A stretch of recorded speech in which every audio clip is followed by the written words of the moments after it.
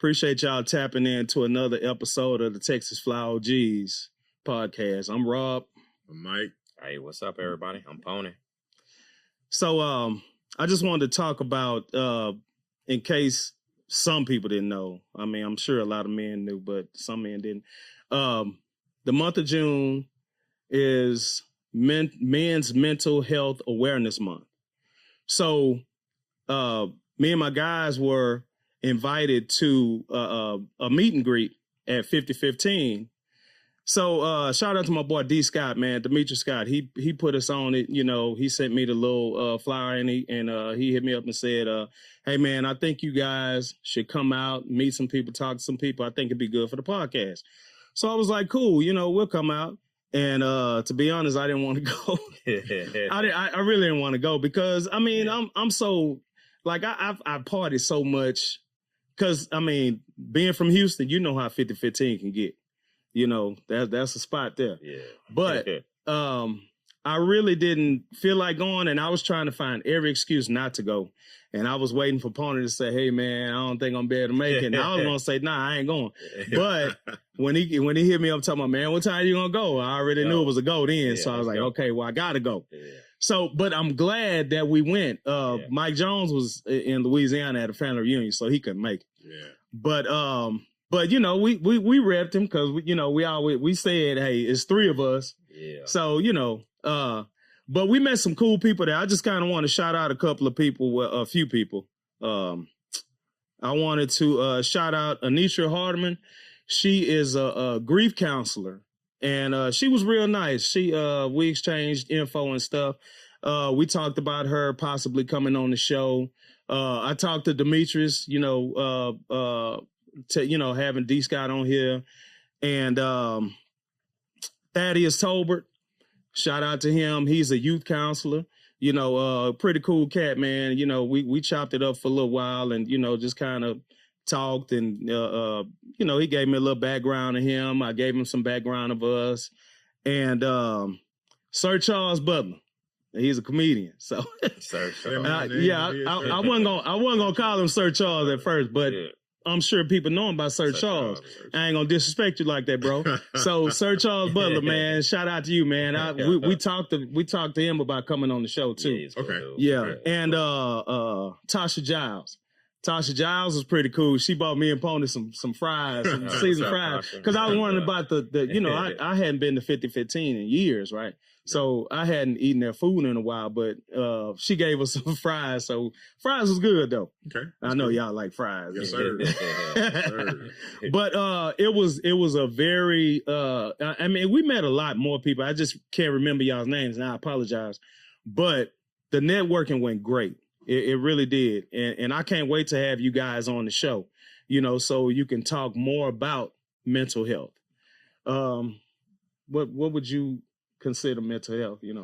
I mean, as for men, I'm not saying same for women. For men, we don't know how to ask for help. We don't know how to say, I got a problem. Mm-hmm. We're always trying to handle it ourselves. We bottle shit in, keep it to ourselves, or like you go to your homeboys and get their advice.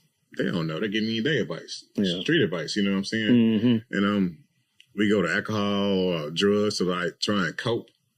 And like just not face the problem till whatever, but that don't resolve shit. Yeah. Our problem as men, we were taught to be men. You know what I'm saying? Yeah, that's no true. Crying, no complaining. Yeah. Don't be a man, act like a man. Mm-hmm. But sometimes men need help also. Yeah. This is my opinion. Yeah.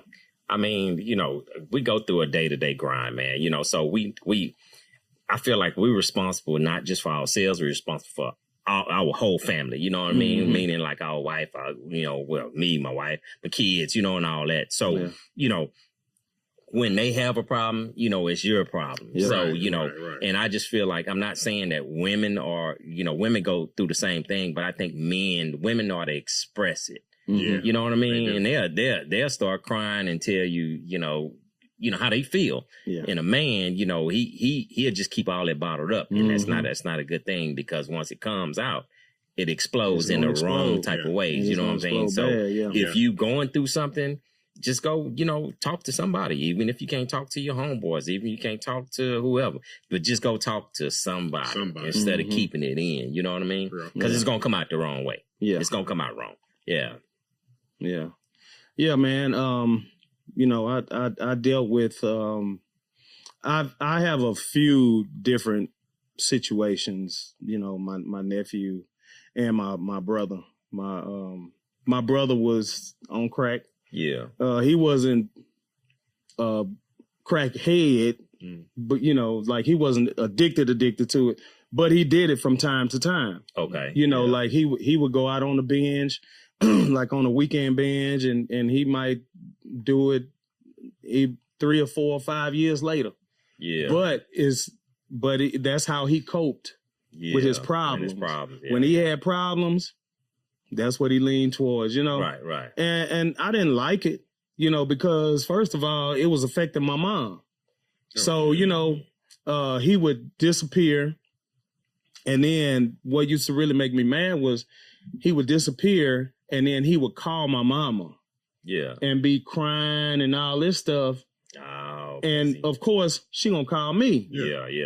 Your brother, he gone. I think he in trouble, and and so I don't know what to do because I don't know where he is. And I remember, man, when it first happened. Yeah. Me and my cousin, man, we loaded up, got our guns, and man, we riding through South Park because he lived in South Park at the time. Oh, okay. So we riding through South Park, loaded up, because I didn't even know what was going on. Like I didn't know he was fucking with no crack. Oh yeah. Yeah. But so we riding through, we really thinking he in trouble. I feel you. Yeah. So we strapped, me and Pat. Right. Yeah. So we riding through and looking for him, but we couldn't find him. I mean, man, I'm riding. I'm talking about. We deep in South Park looking for him. Yeah. Going to motels, everything, just riding, just looking. Yeah. Didn't even know what we was looking for, but we was just looking, right? Yeah. And so then he showed up on a Sunday, came back home. He wound up coming back, yeah. Came home, and then once that was done, years later, he did it again. Yeah. So I went by myself this time. Okay, yeah. Couldn't find him. He didn't want to be found. Yeah. See, that's the thing. Yeah. He was crying for help because he knew he was doing wrong, but he didn't want to be found. Yeah. You know what I'm saying? Yeah. So that third time it happened, I told my mama, he'll be home. And you just kind of you just got to wait it out. Yeah. But that's my mama. Yeah. She don't see it like that. She don't see it like that. You need to go, totally yeah. Mama, I've done this before. I can't keep trying to rescue somebody that don't want to be rescued. He got a routine. He got a routine. Yeah. So once he did, I told him, I was like, look, man, you need to start talking to somebody. Yeah. You need to stop trying to handle this on your own. You can't handle this on your own. Yeah. It's okay to not be okay. Yeah. And you need to talk to somebody. But he felt like, nah, I'm going to handle it. And see, that's, as men, when we were boys, that's how we were raised. Yeah. To handle it. Yeah. We couldn't get in touch with our emotions. You was a punk if you cried about something. Yeah. Man, I'm telling you, my cousin there, man. Now, before I had moved to the country, man, my mama had me soft. I ain't gonna lie, bro. My mama had me soft because that's just how. My mama, I was the baby. Yeah. So she babied me. My older brother, he was 8 years older than me, but she babied me, man. So I was soft. And then when I got around my cousin, man, they beat that softness out of me, bro. Oh, yeah. I ain't gonna lie.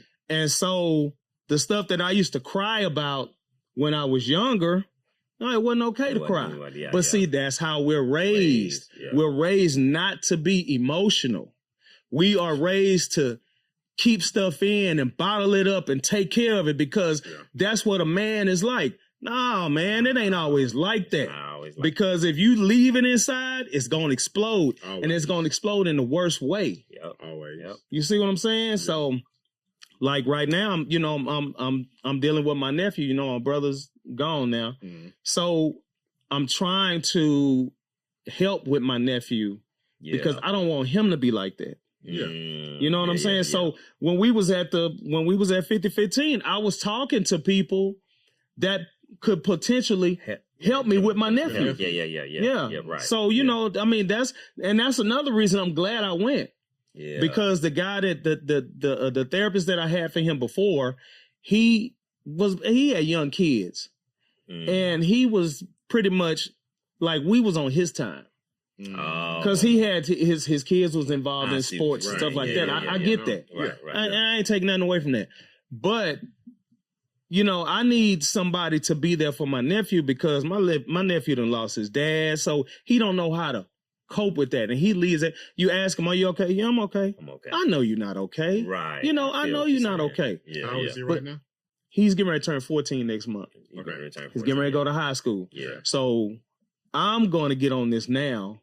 Oh, yeah. Because I want him to know that it's okay not to be okay. Yeah. You know, I see what you're saying. And teach him how to get in touch with his emotions. Yeah. And be able to talk to somebody and open up instead of just always being quiet. Yeah. But so what do you do when you upset? You having a bad day? When I'm having a bad day, I like to be alone By myself. I go take me a walk. I'm kind of the same way. I like to be by myself. One thing I do is drink. It's not good, but you know, I'm gonna drink every now and then. Yeah, I didn't do that before. You know what I'm saying? Yeah, I did that before. Yeah, I go to the park, like you say you do. I go to the park. Yeah, my AirPods on, and this be my own world. You know what I'm saying? I'm looking at the ducks, looking at the water and shit like that. I don't swing.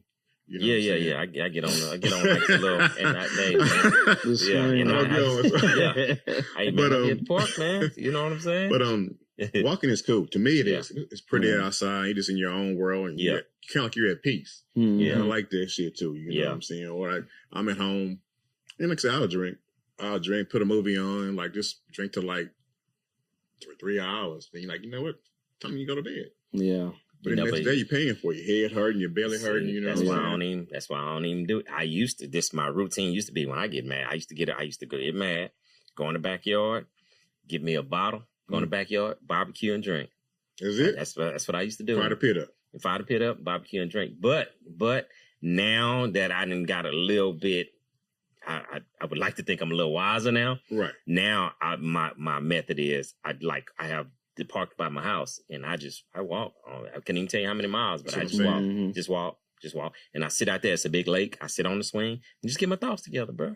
I've called you for you outside. Yeah, I'm out there. Yeah, get my thoughts together, bro. Maybe I get it. Yeah. You know what I'm saying? How do you handle your thoughts and your frustrations? I go to the country, man. Yeah, that's my safe spot. I don't even have to hunt. Just be out there. Just it's so quiet. So when I go up there, I have time to just. There you go. Okay, so the way I used to handle it was when I had my bike. I would hop on my bike and just ride, because if I'm riding, I'm talking about motorcycle, not a bicycle. But I would head up 288 and go down the surf side, just ride to the beach, and then just ride along the coast just to clear my head. That was the only way I could really clear my head. But other than that, I would just go to the country, you know, and just be out there. You know, it's quiet and I can just relax and I can really think. And it'd be a turnaround trip. I come back the same day. See, the reason I asked that question. That's cool. That's cool. I like that. Because I'm going to ask how y'all handle y'all business. Because a lot of men don't do that. Yeah. A lot of men don't go to the park and go for a walk. A lot of you men have to have an escape. You got to find your way of relaxing. You got to find your scapegoat. And they don't do that. Yeah. You know what I'm saying? They really get mad at the world and just instead of just saying, you know what, just sit down, breathe for a little bit. Take a deep breath. Take a deep breath. Take a deep breath. Like you're saying, when you find help with somebody that's not biased to you, besides your friends and your family, and outside help is a good thing also. Because they're going to give you what you don't want to hear. Yeah. As a friend, I'm telling you what you want to hear sometimes. That's true. You know what I'm saying? But someone that they don't know you and not biased, they don't care if you get mad or not. Yeah. They want to bring that anger out of you so you can release that shit from the get-go. You know what I'm saying? So, like I said, getting help is a great thing, but some men just don't know how to ask for help. Well, I think that it's not that they don't know how to ask. I think they're embarrassed. A lot of men will be, it's their pride. Sometimes you got to set your pride aside. You know, to help with your mind, man, you got to set your pride aside and seek help. You know, like I say, it don't have to be it could be a pastor, I mean, your pastor know you. Yeah. But I mean, a therapist is a good way to help out because they're gonna tap into some stuff that you wouldn't even think about. You know what I'm saying? Like they know how to help you release. But you just got to be able to put your pride aside, man, because men are so prideful. We are so prideful. You know, we don't want nobody to know that we hurting. And we don't want people to know that we grieving. And everybody grieves in their own way. But you know, and I mean, it could be the loss of anything. It don't have to be the loss of a loved one. It could be the loss of your job. It could be the loss of a girlfriend or boyfriend. But I'm just saying, like, it could be a tragic loss and you just don't know how to deal with it. Right. But we have to learn how to deal with it. And the only way you're going to learn is if you talk to somebody because you can't handle it on your own. The reason why I say that is because you like you say, it'll lead to drinking.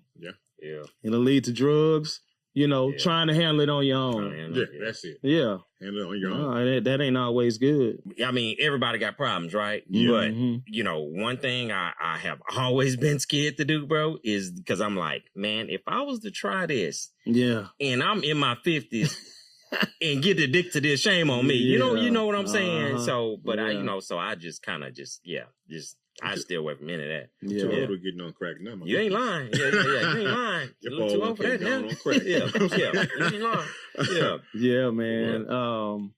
I've witnessed a lot. I mean, I witnessed people smoking wet and all that. Now that's crazy. To my fry. Yeah. Oh, okay. Man.